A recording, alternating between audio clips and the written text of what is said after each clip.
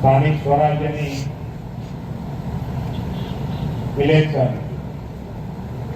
Election આવે એટલે અત્યારનો ટેકનોલોજીનો ઉપયોગ ભરપેટ થાય છે, પણ ટેકનોલોજીનો ઉપયોગની સાથે સાથે તમને પણ એનો ઉપયોગ કરવાની કોઈ ના તો પાડતું નથી. તમારે એનો ઉપયોગ તમારી રીતે કરવો પડે. આમે પ્રતિકાર ના કરો તમે તો ભાઈ જે ખોટું ચાલતું તો ખોટું એ સાચું થઈ જાય. એટલે તમારે બધાએ તૈયારી રાખવાની કે ભાઈ તમને ના ફાવતું હોય અહીંયા બેઠેલાને કહેવાનું. અહીંયા સ્ટેજ ઉપર બેઠા છે તો એટલી જવાબદારી તો બને ને. આપણે નીચે પરસેવું લૂછીએ છીએ અહીંયા ઠંડક છે એવું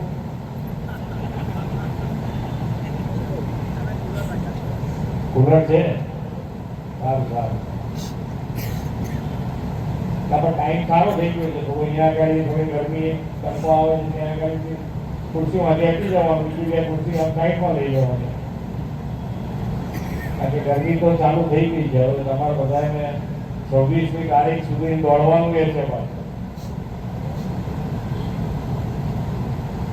પણ તમે રાઉન્ડ શરૂ કર્યા છે ને બધા જતા હશો ફરતા હશો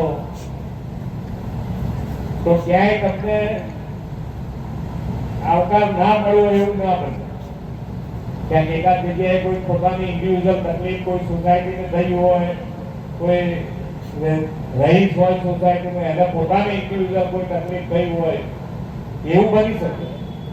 પણ ઓવરઓલ જે કામ કર્યું છે એમાં કોઈ તકલીફ હોય એવું નથી માનતો. અને એટલે જ હું આજે ઘણી બધી જગ્યાએ કંસવાજી આવ્યો છું. કાલે ત્યાં વાવ ખરાવે જવાનું હતું. આજે સવારે અરવલ્લી જઈ આવ્યો છું. પણ ક્યાંય કરતા ક્યાંય કોઈ મોટી બૂમ આવી હોય એવું મારી સામે કોઈએ આપણે માઇક આપીને છૂટ આપી દીધી. તમારે જે કહેવું હોય કહો.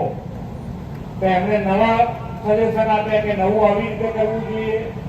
જૂનામાં થઈ ગયું છે પણ હજુ નવું આટલું વધારે જોઈએ છે. પણ કોઈએ એવું નથી કીધું કે આ આટલું કર્યા પછી આટલું અહીંયા આગળ ખરાબ થયું હતું અને કોઈએ સામું જોયું નહીં એવું ક્યાંયથી ફરિયાદ નથી આવી. એ આપણા બધા માટે સારી વાત. પણ ઇલેક્શન આવે એટલે મુદ્દા તો ક્યાંથી ઉભા થઈ જાય. બાકી આપણે જે ભારતીય જનતા પાર્ટીનો કાર્યકર્તા હંમેશા પ્રજાજનોની વચ્ચે રહીને કામ કરવા ટેવાયેલો છે. ઇલેક્શન આવે એટલે જ જવું એવું ક્યાંય નથી હોતું. આપણે હર હંમેશ પ્રજાજનોની વચમાં રહેતા આયા છે ને કરતા આયા છે. અને તો જ આજે સારું કામ જે થઈ રહ્યું છે. અમારા લેવલે નાના મોટા ફીડબેક આવતા હોય તો અમે એ પ્રમાણે કામ કરી શકીએ. એટલે તમારા બધાના ફીડબેકના આધારે, પ્રજાજનોના ફીડબેકના આધારે સરકાર ચાલે તો જ તમારા સંતોષકારક જે કામ સરકારનું દેખાવું જોઈએ તો જ દેખાઈ શકે. અને જે વિશ્વાસ માન્ય વડાપ્રધાન શ્રી ઉપર અને ભારતીય જનતા પાર્ટી ઉપર પ્રજાજનોએ મૂક્યો છે એનું વળતર પણ આપ્યું છે કે જે પ્રમાણે વિશ્વાસ મૂક્યો એ પ્રમાણે આખા ગુજરાતનું કામ થઈ રહ્યું છે. અત્યાર સુધી જે બેઝિક છે કે ભાઈ નગરજનોનું કે કોઈનું પણ કામ આપણે કરવું છે, પ્રજાજનોનું કામ કરવું છે તો કેવી રીતે થાય? પહેલા લાઇટની શું વ્યવસ્થા હતી, પાણીની શું વ્યવસ્થા હતી, રોડ રસ્તાની શું વ્યવસ્થા હતી? આ મેઇન જરૂરિયાત જે છે એક કેટલા વર્ષો સુધી, લાંબા વર્ષો સુધી ગુજરાતમાં એમની એમ હતી. અહીંયા ઘણા બધા વડીલો બેઠા છે, એમને ખ્યાલ પણ છે કે આ ગુજરાતમાં પાણીની વ્યવસ્થા ક્યાં દુકાળ જેને કહેવાય 3 વર્ષે દુકાળ પડે તો સલગ દુકાળો પડ્યા છે. પણ માન્ય વડાપ્રધાન શ્રી બેઠા પછી એક પણ ચોમાસું અહીંયા આગળ નબળું નથી ગયું. એ આપણા માટે ગૌરવની વાત છે. એક પણ ચોમાસું તમે જો પાણી ત્યાં વધારે પડ્યું હશે એમાં ના નહીં, પણ પાણીની અછત નથી પડી. એ આપણા માટે ખૂબ સારી વાત. પાણીની વ્યવસ્થા લાઈટ અહીંયા આગળ ઉત્તર ગુજરાતનું ઉત્તર ગુજરાતમાં તો ડાર્ક ઝોન તરીકે જાહેર કરેલું. તમારી પાસે વ્યવસ્થા હોય તો તમને લાઇટનું કનેક્શન ના મળે, બોરે ના બનાવી શકે. આજે એની અંદરથી છેક કચ્છ સુધી નર્મદાના પાણીની વ્યવસ્થા થઈ. નર્મદાના પાણીની વ્યવસ્થા થઈ, સાથે સાથે 24 કલાક વીજળીની વ્યવસ્થા થઈ, ખેતી માટે દિવસે વીજળીની વ્યવસ્થા થઈ, રોડ રસ્તા કનેક્ટિવિટી વધી. એટલે આજે દરેકે જિલ્લે તમારે જે સુવિધા ઊભી કરવી હોય, નાના મોટા રોજગાર ઊભા કરવા હોય, ડેરી નાખવી હોય, આ બધી જ વ્યવસ્થા એટલા માટે ઊભી થવાની શરૂ છે. અને આજે એટલે જ સારી વ્યવસ્થા થઈ છે અને એનો લાભ પણ લોકોએ લીધો છે. કે પહેલા ગુજરાતમાં માનનીય વડાપ્રધાન શ્રી જયારે મુખ્યમંત્રી તરીકેના શપથ અહીંયા ગુજરાતમાં લીધા, એ વખતે નાની ઇન્ડસ્ટ્રીઝ, એમએસએમઈ જેને કહીએ છીએ આપણે, એ 1.83 લાખ હતી. આજે એ 27 લાખને પાર થઈ છે. એટલે 27 લાખને પાર થઈ એટલે એનો મતલબ કેટલી રોજગારી વધી. અને એ લોકોને પણ જયારે આટલી ઇન્ડસ્ટ્રી નાખતા હોય તો એ લોકોને જોઈતી બધી ફેસિલિટી સરકાર પ્રોવાઈડ કરી રહી છે, તો જ શક્ય બને. અને આજે ગુજરાત સૌથી વધારે રોજગારી આપતું કોઈ રાજ્ય હોય તો એ ગુજરાત છે. મોટી ઇન્ડસ્ટ્રીઝ તો ખરી, દુનિયાની જે ટોપ 500 જે કંપનીઓ છે એની અંદર 100 થી વધુ કંપનીઓ આજે ગુજરાતમાં કાર્યરત છે.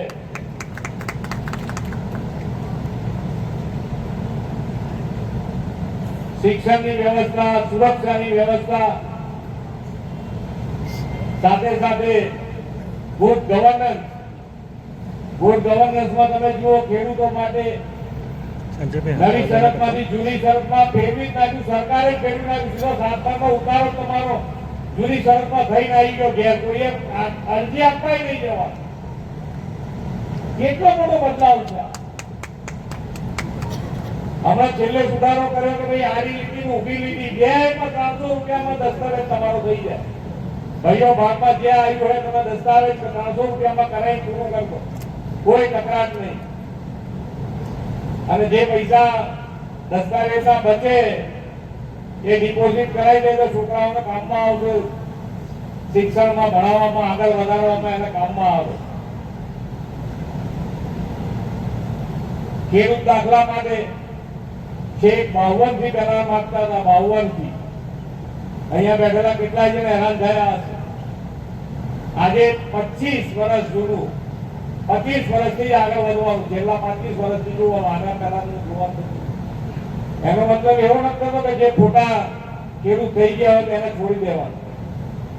એ તો હાથમાં આવ્યા તો એને છોડવાનું થતા જ નથી. પણ આપણને સરળતા થાય એના માટે જે પણ કરવાનું થાય એ સરકાર કરી. રોડ રસ્તા આજે અહીંયાથી કે છે કેટલા રૂપિયા છે તમારે? 3 જ વર્ષમાં ખાલી એક જ વિધાનસભામાં 500 કરોડની ઉપરના કામો આપ્યા છે.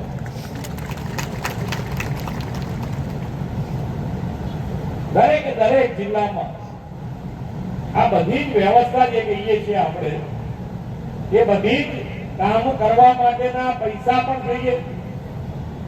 પૈસાની વ્યવસ્થા પણ અહીંયા ગુજરાતમાં જે માન્ય વડાપ્રધાનશ્રીએ મજબૂત પાયો ગુજરાતમાં નાખ્યો છે ફાઇનાન્શિયલ. આજે નાણાકીય વ્યવસ્થાપનમાં પણ આખા દેશમાં ગુજરાત નંબર 1 પોઝિશન ઉપર છે. અને એટલે જ આજે કોઈ પણ જિલ્લામાંથી અહીંયા કીધું ને કે ભાઈ તમે જે કામ અમારી પાસે લઈને આવો, પણ આયોજનબદ્ધ રીતે લઈને આવો તમે, અને તમે તમારા કામ મંજૂર કરાવીને લઈને જાઓ. કોઈ કામ તમારું બાકી રહે એવું નથી, પણ તમારું આયોજન જોઈએ. નગરપાલિકા છે, નગરપાલિકામાં પણ જે કામો એમને કરવાના છે તો કરશે. આજે બી ગ્રેડમાંથી A ગ્રેડ થઈ એટલે એના માટેની જે ગ્રાન્ટો હશે એ લગભગ 4-5 ગણો વધારો એમાં પણ થઈ જશે. એના સિવાય પણ સરકાર એમની સાથે ઊભી હોય. કોઈ મોટી ગટર લાઈન મોટી નાખવી હોય, કોઈ પાણીની યોજના મોટી બનાવવી હોય, તો એના માટે રિવરફ્રન્ટ જેવું કે અહીંયા આગળ વધારવું હોય, અહીંયા વચમાં જોતું આવે કે કેનાલ જેવું હતું, એ કેનાલ મેં કીધું ના હોય તો હવે એનું આયોજન કંઈક કરવું પડે, કારણ કે સિટીની વચ્ચેથી પસાર થાય છે. અત્યારે એમાં પાણી ના છોડે એટલે લોકો પછી કચરો ના કરે, કાં તો એની અંદર પાણી ભરેલું રહે, કાં તો એને બંધ કરીને એની પર રોડ બનાવી દો એટલે લોકોને માથાકૂટ જતી.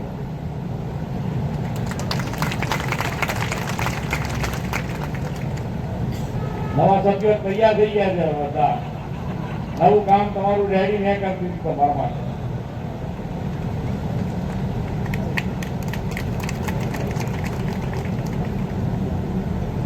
પણ પ્રજાજનો અને પ્રજાજનો માટે હંમેશા માન્ય વડાપ્રધાનશ્રીએ સરકારી જે પણ યોજનાઓ બનાવી એ બધી જ યોજનાઓ ના જો કેન્દ્રમાં કોઈ હોય તો એ સામાન્ય માણસ, સેવાળાનો માણસ, અને એને મુખ્ય ધારામાં કેવી રીતે લવાય એના માટેનો હર હંમેશ પ્રયત્ન થયો છે.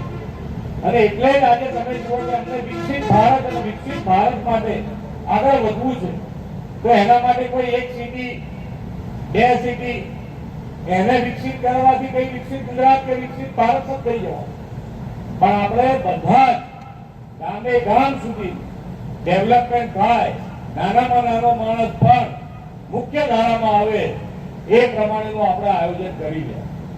100% સેચ્યુરેશન નો વિચાર પહેલા નહોતો. સેચ્યુરેશન એટલે સરકારી યોજનાનો 100% લાભ જે પણ પરિવારને મળવા પાત્ર હોય એને 100% લાભ મળવો જોઈએ એવું આયોજન કર્યું. સરકાર તમારા દ્વારે આવી અને એને તમને મળતા લાભો તમને આપ્યા. આયુષ્યમાન કાર્ડ એ નાની યોજના થોડી. આજે અહીંયા બેઠેલા દરેક જણને પૂછી જુઓ કે આયુષ્યમાન કાર્ડ ઘરમાં નીકળવાથી માંદગી દૂર થઈ ગઈ, એની વેપે દૂર થઈ જશે. આ તાકાતની આ કોઈ નાની યોજના છે જ નહીં.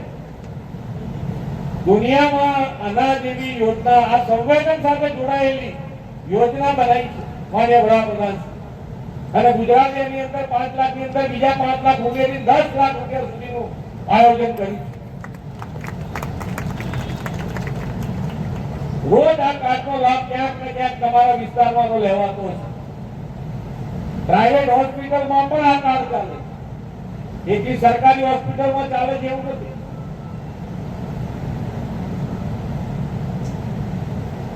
ઉજ્જવલા યોજના હોય, ગેસનો બાટલો હોય, તમે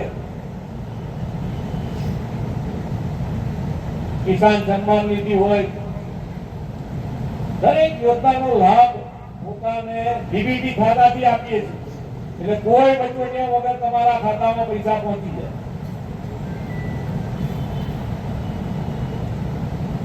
સેમિકન્ડક્ટર આપણા ભારતમાં આવ્યું, ભારતમાં આપણા ગુજરાતમાં એનું હબ બનવા જઈ રહ્યું. કેટલી મોટી વાત છે.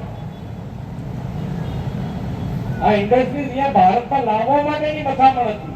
આટલા વર્ષો સુધી લોકો થાકી ગયા. દરેક વડાપ્રધાને પ્રયત્ન કર્યો, પણ ભરોસો એટલો માન્ય વડાપ્રધાન શ્રી નરેન્દ્રભાઈ ઉપર પડ્યો ને આજે 2 કંપનીઓ ત્યાં સાણંદની માર્કેટમાં આવી ગઈ છે, લોકાર્પણ કરી દીધું.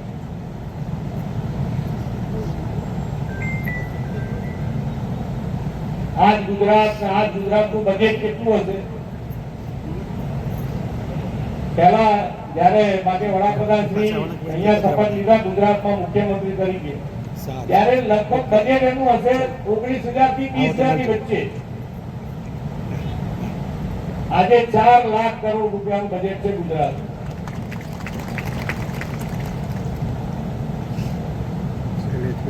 એટલે આયોજનબદ્ધ રીતે આપણે સૌ જે તમે ભારતીય જનતા પાર્ટી પર વિશ્વાસ મૂક્યો છે, સમર્થન કર્યું છે, એનું ખૂબ સારી રીતે પહેલા ઇલેક્શન આવે તો આપણને ખબર છે કે ભાઈ 2 ગામ બાજી જાય, 2 સમાજ બાજી જાય, કાં તો 2 ભાઈઓ અંદર બાજી જાય.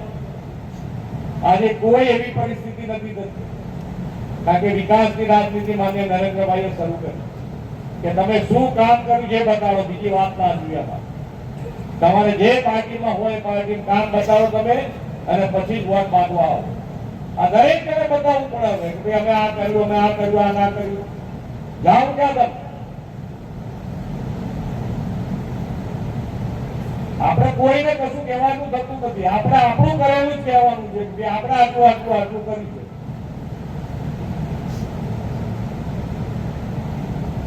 અને વિકાસની રાજનીતિના કારણે જ આ મોટો ફાયદો થયો. અને દરેકે દરેક રાજ્ય અત્યારે વિકાસની રાજનીતિ ઉપર આગળ વધી રહ્યું. છેલ્લામાં છેલ્લું જો બિહારે પણ વિકાસની રાજનીતિ અપનાવી અને ત્યાં પણ અત્યારે ભારતીય જનતા પાર્ટીના સીએમ થઈ અને અત્યારે એનડીએ સરકાર ત્યાં બેઠી.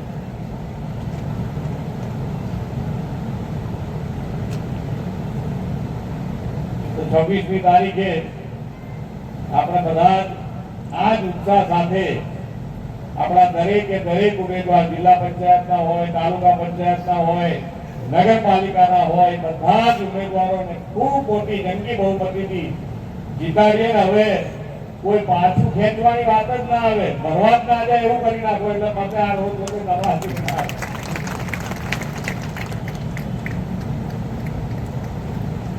એટલે વોટિંગ જ એ રીતે કરીએ કે જેથી કરીને બીજા વિચાર જ ના આવે કે હવે આમાં કઈ પડવા જેવું નથી. આપણે કામ કરી રહ્યા, લોકોની વચ્ચે રહી ગયા છે. સારા ખોટા કોઈ પણ પ્રસંગે એમની વચ્ચે, પ્રજાજનોની વચ્ચે રહેવા ભારતીય જનતા પાર્ટીનો કાર્યકર્તા ટેવાયેલો ને એના કારણે આપણને એમનો વિશ્વાસ સંપાદન થયો છે, એમનું સમર્થન સંપન્ન થયું છે અને આપણે આગળ વધી રહ્યા. તો 26મી તારીખે ખૂબ મોટી લીડ સાથે દરેકે દરેક ઉમેદવારને જીતાડશો એવી જ અભ્યર્થના સાથે વિરમું છું. ભારત માતા કી જય, વંદે માતરમ, જય જય ગરવી. ખૂબ ખૂબ આભાર સાહેબ.